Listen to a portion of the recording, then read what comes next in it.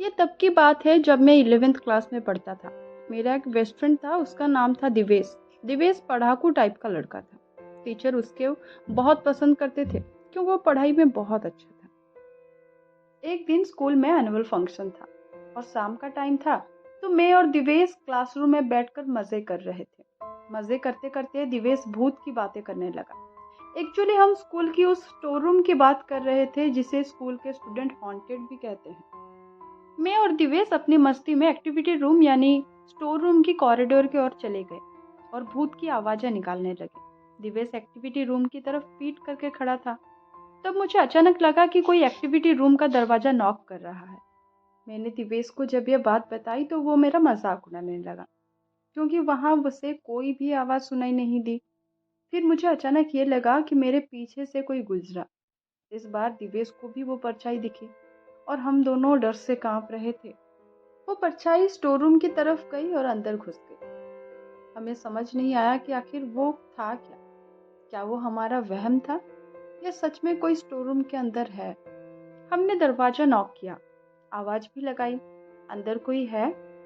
किसी का जवाब नहीं आया। बाहर से ताला लगा हुआ था। ऐसा लग रहा था मानो सालों से किसी ने उस कमरे को खोला ही नहीं। फिर वो आवाज किसकी थी? वो परछाई किसकी थी? क्या आपको डर लग रहा है? लग रहा है ना? मुझे भी ऐसा ही उस वक्त डर लग रहा था। दिवेश ने कहा कि सामने 8 क्लास की खिड़की से वो हॉन्टेड रूम दिखाई देता है। चल देखते हैं, शायद हमें दिख जाए कि वहाँ कौन है। और फिर क्या था, चले गए हम वहाँ भूतिया एक्सपीरियंस करने। दिवेश एक खिड़की से देख रहा था और मैं दूसरी खिड़की से। पूरा रूम में काला अंधेरा छाया हुआ था। बाहर से कुछ दिखाई नहीं दे रहा था। तेज बारिश भी हो रही थी। अचानक जोर की बिजली चमकी और रूम में फ्लैश पड़ा। तो मैंने जो देखा, ओ माय गॉड, मेरी तो वहीं फट चुकी थी।